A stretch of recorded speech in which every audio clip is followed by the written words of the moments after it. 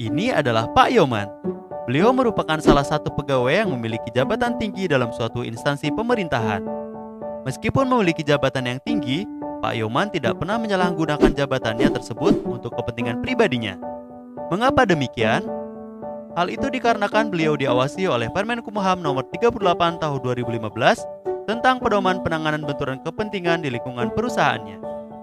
Di dalam Permenkumham Nomor 38 Tahun 2015 terdapat beberapa pedoman terkait penanganan benturan kepentingan, di antaranya maksud dan tujuan pedoman penanganan benturan kepentingan, bentuk-bentuk benturan kepentingan, sumber penyebab terjadinya benturan kepentingan, penanganan situasi benturan kepentingan, faktor keberhasilan penanganan benturan kepentingan, serta pencegahan benturan kepentingan.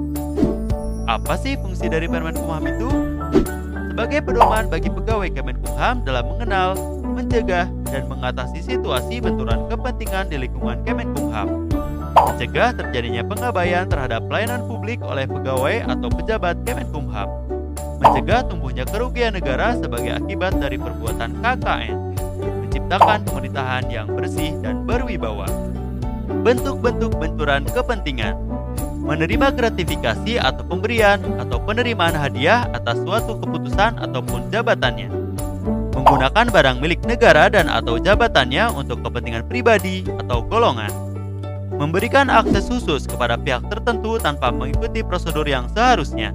Pemberian izin dan atau persetujuan dari pegawai yang diskriminatif. Situasi yang menyebabkan seseorang menerima gratifikasi. Situasi yang menyebabkan penggunaan aset instansi untuk kepentingan pribadi. Situasi di mana pegawai memberikan akses khusus kepada pihak tertentu, misalnya dalam perekrutan pegawai tanpa mengikuti prosedur seharusnya.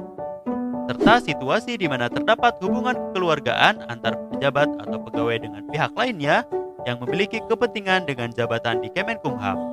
Lalu, apa saja sumber penyebab dari benturan kepentingan itu? Perangkapan jabatan, sehingga tidak dapat menjalankan jabatannya secara profesional, independen, dan akuntabel.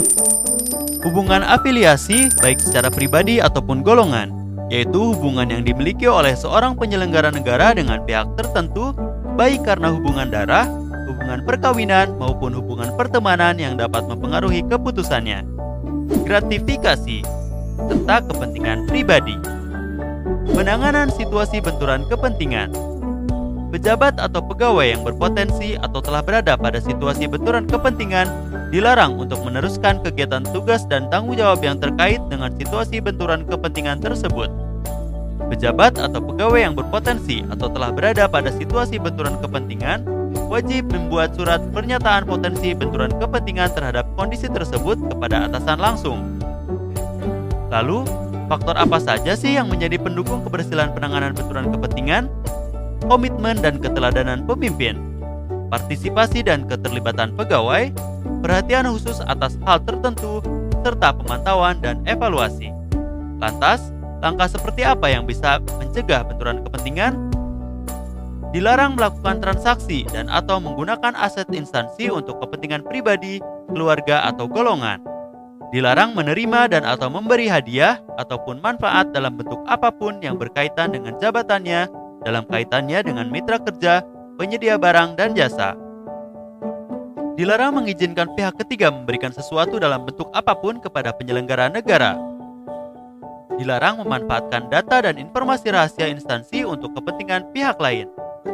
Dilarang baik langsung maupun tidak langsung dengan sengaja turut serta dalam pemborongan, pengadaan atau persewaan yang pada saat dilakukan perbuatan untuk seluruh atau sebagian ditugaskan untuk mengurus atau mengawasinya. Sekarang sudah tahu kan apa itu gratifikasi? Tetap hati-hati agar kita terhindar dari gratifikasi, karena gratifikasi merupakan bibit awal dari korupsi.